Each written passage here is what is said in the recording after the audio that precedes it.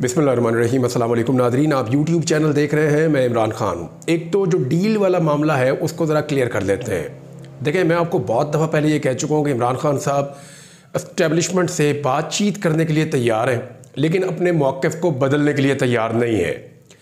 ये बार बार मैं आपको कह चुका हूँ कि जो उनका बुनियादी मकसद है उससे वो पीछे नहीं हट रहे, अपना मौक़िफ़ नहीं बदलेंगे, लेकिन बातचीत करने के लिए डेमोक्रेट है वो हर वक्त तैयार है। फवाद चौधरी ने इसको मज़ीद एक्सप्लेन किया है, लेकिन इमरान खान साहब की जो बहन उनको मिली हैं अलीमा खान साहिबा, उन्होंने बाहर आकर इमरान खान साहब की इस हवाले से जो नई बातचीत है वो पाकिस्तान की मीडिया को बताई और बहुत सारी चीज़ें आज क्लियर कर दी।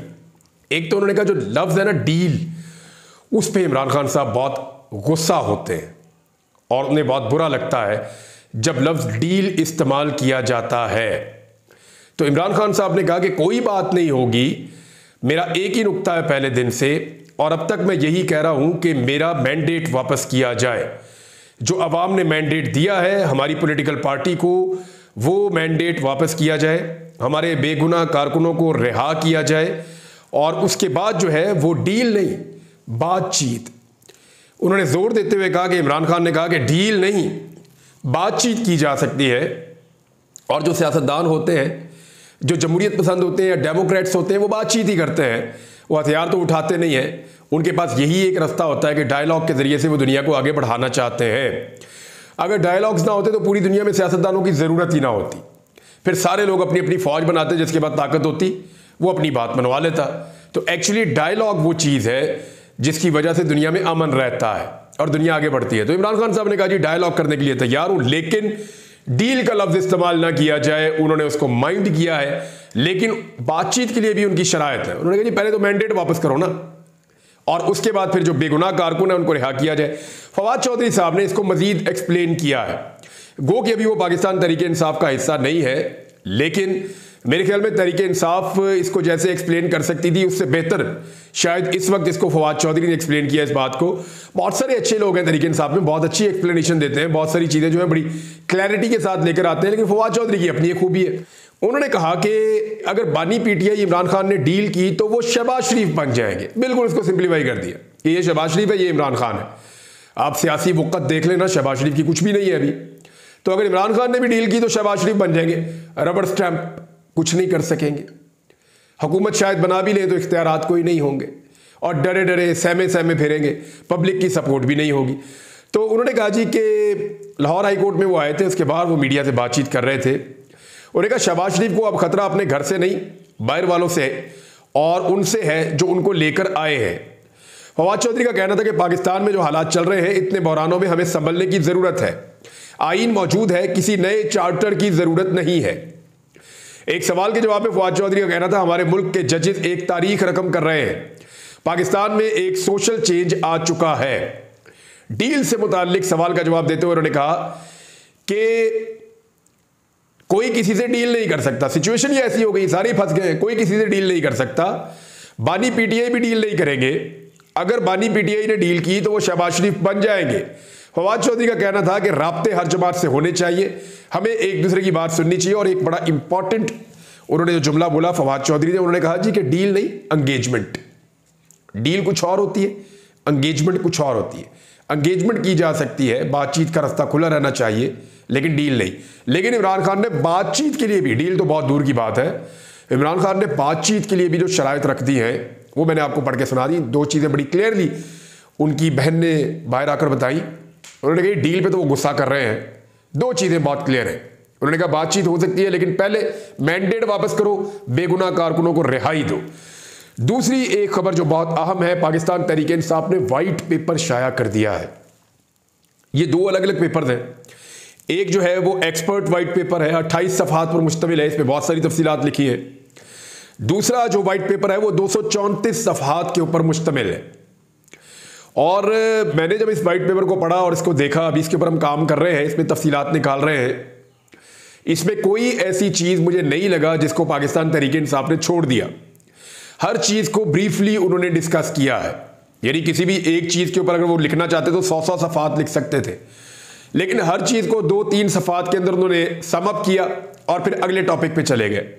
लेकिन जो कुछ पाकिस्तान तहरीक इंसाफ के साथ इन इंतखाबात को लेकर हुआ, जिस तरह इमरान खान साहब को दीवार से लगाया गया, जो कुछ उनकी पार्टी के साथ किया गया, इसके ऊपर मुझे पूरा एक अलग वीलॉग करना है कि व्हाइट पेपर एक्चुअली आपको समझ आना चाहिए और तहरीक इंसाफ कहना क्या चाहती है उस व्हाइट पेपर में बिल्कुल आसान करके मैं आपके सामने रख दूंगा। लेकिन ये अपने ज़हन में रखें कि बड़ी मेहनत हुई है, प्रोफेशनली इसको हैंडल किया गया है। अल्फाज का चुनाव मैं देख रहा था, हेडलाइंस देख रहा था, उसका जो ऑर्डर है, जिस तरह उसको लिखा गया है कि पहले कौन सी चीज़ रखनी है, बाद में कौन सी चीज़ रखनी है, किस तरीके से उसको लेकर चलना है, एक्सीलेंट, बड़ा ज़बरदस्त तरीके का एक वाइट पेपर है। प्रोफेशनली इसको हैंडल किया गया है। इसमें कुछ चीज़ें तो बहुत अच्छी हैं, कुछ खामियां भी हैं, वो मैं बाद में तस्करा करूंगा। लेकिन बैरिस्टर गौहर, उमर अयूब और दीगर जो लोग हैं पाकिस्तान तहरीक इंसाफ के, वो इस वाइट पेपर को जारी करने के अंदर शामिल थे। ये जो तहरीक इंसाफ का वाइट पेपर है, इसको ज़्यादा जगह नहीं दी गई पाकिस्तान की मीडिया पे, लेकिन ये दो अलग अलग डॉक्यूमेंट्स हैं, इनके ऊपर हम पूरा वीलॉग करेंगे ताकि तफसीलात आपके सामने आ जाए। इस्लामाबाद की नाज़रीन 3 सीटें पूरा पाकिस्तान जानता है, पूरा इस्लामाबाद जानता है कि इस्लामाबाद की तीनों नशिस्तों पे पाकिस्तान तहरीक इंसाफ के 3 उम्मीदवार कामयाब हुए और जहां पे जो लीड थी तहरीक इंसाफ के उम्मीदवारों की, वो लगभग सबकी 50-50 हज़ार की लीड थी और इससे ज़्यादा भी थी। तो 50 हज़ार की लीड से जीतने वाले उम्मीदवारों को फॉर्म 47 के अंदर हरा दिया गया। अब हुआ यह है कि ये मामला गया अदालत के अंदर और अदालत ने इस मामले पे 20 तारीख को सबको नोटिस कर दिए हैं और तलब कर लिया है। देखिए, इस्लामाबाद की अगर ये 3 सीटें निकल जाती हैं और PMLN के हाथ से निकलकर पाकिस्तान तहरीक इंसाफ के हाथ में आ जाती हैं, तो इसका मतलब याद रखिएगा कि पूरे पाकिस्तान में ये रास्ता अदलिया के लिए खुल जाएगा। इस्लामाबाद हाई कोर्ट जो है जिस मोड में है और जैसे वो प्रेशर नहीं ले रहे, जिस तरीके से वो दबाव में नहीं आ रहे, तो उससे आपको अंदाज़ा लगाना मुश्किल नहीं होना चाहिए कि इस्लामाबाद में ये फैसला इंसाफ के मुताबिक होगा। और अगर इस्लामाबाद में इंसाफ का आगाज़ हो गया तो फिर इसका ट्रिकल डाउन इफेक्ट आएगा, बाकी सूबों में भी इंसाफ हो सकता है। क्योंकि तहरीक इंसाफ ने जो वाइट पेपर दिया ना, सिर्फ इसी को पढ़ ले कि कैसे कैसे 2 नंबरी करके किस किस अंदाज में रिजल्ट्स को तब्दील किया गया है। फॉर्म 45 में क्या किया गया, फॉर्म 47 में क्या किया गया, फिर फॉर्म 47 के मुताबिक फॉर्म 45 के अंदर जो तब्दीलियां की गई, जो ओवर राइटिंग की गई, जो 2 नंबरी की गई, वो कैसे की गई, वो सारी चीजें जो है वो तहरीक इंसाफ ने उसमें लिखी हैं। अब ये जो अहम तरीन खबर है कि इस्लामाबाद हाई कोर्ट में कायम इलेक्शन ट्रिब्यूनल ने वफाकी दारुल हुकूमत के तीनों MNAs तारक फजल चौधरी, अंजुम अकील खान और राजा खुर्रम नवाज को नोटिस जारी करके हुक्म दिया है कि वो अपने अपने फॉर्म 45 और फॉर्म 46 20 मई तक अदालत में जमा करवा दें। अब पड़ेगी मुसीबत, यानी अब इनके पास मैक्सिमम डेज हैं 18 फॉर्म 45 और फॉर्म 46 जमा करवाने हैं। जहां गलती होगी वहां फंस जाएंगे, जिस जगह पे निशानदेही होगी अदालत वहीं पे पकड़ लेगी। ये इलेक्शन PMLN के लिए बचाना बहुत मुश्किल है। इधर बहुत बड़े मार्जिन के साथ पाकिस्तान तहरीक इंसाफ के उम्मीदवार जीते थे।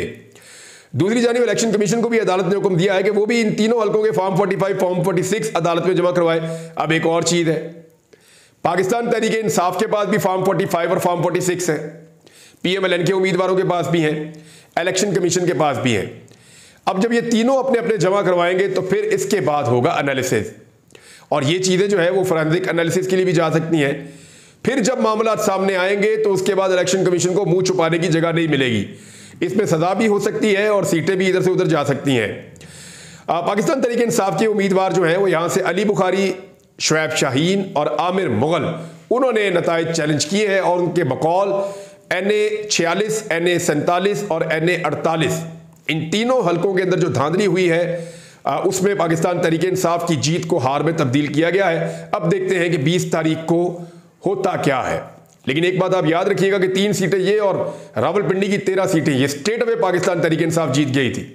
फिर जो तहरीक इंसाफ ने गुजरात में किया, जिस तरह वो गुजरात में जीती, जिस तरह वो गुजरांवाला में जीती, जिस तरह वो सियालकोट में जीती, रिहाना डार की बहुत बड़ी जीत थी, जिस तरह वो लाहौर में जीते, सवाए शहबाज शरीफ के बाकी सारे उम्मीदवार लाहौर से PMLN के और उनके इत्तेहादियों के हारे हैं। और ये सबको पता है, ये सबको पता है और ये डॉक्यूमेंटेड फैक्ट है। यानी जब असल हकायक सामने आएंगे तो फिर चीजें खुल जाएंगी। बहरहाल अदालत ने यह रिकॉर्ड मांगा है, देखते हैं कि अब इसके ऊपर क्या होता है और यह मामला कैसे आगे बढ़ता है। पाकिस्तान तहरीक इंसाफ ने एक और काम भी किया कि जो 9 मई वाला मामला है ना, वो इनके गले में फंसा हुआ है और उससे ये निकल नहीं पा रहे। तो 9 मई वाला मामला जो है, बार बार इनको धमकी भी 9 मई की दी जाती है, सारे के सारे 9 मई को कहकर पाकिस्तान तहरीक इंसाफ को दीवार से लगाने की कोशिश करते हैं। जब उनका कारकुन निकलने लगता है तो 9 मई का वावेला करना शुरू हो जाती है पॉलिटिकल पार्टीज। तो तहरीक इंसाफ ने इसके ऊपर 9 मई पर गूगल ड्राइव का एक लिंक शेयर किया है, उसमें वो कुछ फैक्ट्स बता रहे हैं। वो ये कह रहे हैं कि जी ये एक ऑपरेशन टाइप चीज़ थी और ये पाकिस्तान तहरीक इंसाफ को फंसाने के लिए किया गया और बहुत सारे मासूम और बेगुनाह लोग जेलों में बंद हैं। तो ये जो फैक्ट्स हैं वो 9 मई से रिलेटेड पाकिस्तान तहरीक इंसाफ ने शेयर किए हैं। शहबाज शरीफ का एक और स्टेटमेंट है, ये बड़ा इंटरेस्टिंग स्टेटमेंट है। शहबाज शरीफ ने कहा 1992 का वर्ल्ड कप भी इमरान खान ने नहीं जीता था।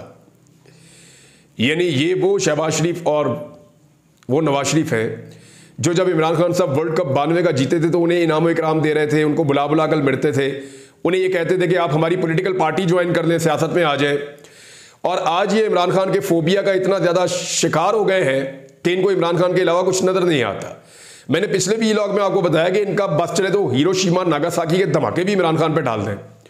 मैंने आपको बताया था 9/11 भी इमरान खान पे डाल सकते हैं, कोरोना वायरस भी डाल सकते हैं, पहली दूसरी जंग अज़ीम भी डाल सकते हैं, क्योंकि इनको इमरान खान का फोबिया हो गया है। और अब वो ये कह रहे हैं कि दुनिया के जो सारे बुरे काम है वो इमरान खान ने किए और एक भी अच्छा काम इमरान खान ने नहीं किया बकौल इनके। 92 का वर्ल्ड कप भी इमरान खान ने नहीं जीता। तो ये फोबिया है जो शहबाज शरीफ को है। एक वक्त था इनकी भी सियासत होती थी, इनके पीछे भी कारकुन होते थे, एक वक्त था इनका तोती बोलता था, लेकिन फिर ये डीले करना शुरू हो गए और कौम को आहिस्ता आहिस्ता समझ आ गई। जब लोगों के सामने इनका नकाब उतर गया तो अब लोग इनको फॉलो नहीं करते, लोग इनसे प्यार नहीं करते, लोग इन्हें वोट नहीं देना चाहते उतनी बड़ी तादाद में। तो ऐसी सूरत हाल में जिसको लोग देना चाहते हैं वोट, ये उसको अपना दुश्मन समझते हैं और हर चीज उठाकर लाकर उसके कांधों पर फेंकते हैं। अब जो इमरान खान के बदतरीन दुश्मन भी मानते थे कि 1992 का वर्ल्ड कप इमरान खान की एक बहुत बड़ी कामयाबी है, शहबाज शरीफ साहब उस पर भी कह रहे हैं कि वो भी इमरान खान ने नहीं जीता। फजलुर रहमान साहब का कराची का जलसा हो या वो एक मार्च का ऐलान करें, लॉन्ग मार्च के ऐलान पे राणा सनाउल्लाह साहब कह रहे हैं कि उनको फ्री हैंड देंगे, कोई उनके ऊपर सख्ती नहीं होगी।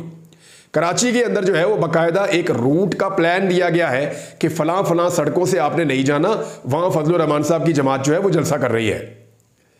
एक तरफ रूट दे रहे हैं, दूसरी तरफ कह रहे हैं जी हम तो जलसे की इजाजत ही नहीं दी। यानी पाकिस्तान तहरीक इंसाफ जिस शहर में जलसा करने लगे, दफा 144 का निफाज, फौरी तौर पर गिरफ्तारियां, फौरी तौर पर छापे, रस्ते बंद, कारकुनों पर तशद्दुद, बदतरीन मुजाहरे, लॉ इन्फोर्समेंट एजेंसीज का बेदरेग इस्तेमाल, ये सारा कुछ किया जाता है दहशतगर्दी के मुकदमात समेत पाकिस्तान तहरीक इंसाफ के खिलाफ। लेकिन फजलुर रहमान भी धांधली की बात कर रहे हैं, तहरीक इंसाफ भी धांधली की बात कर रही है।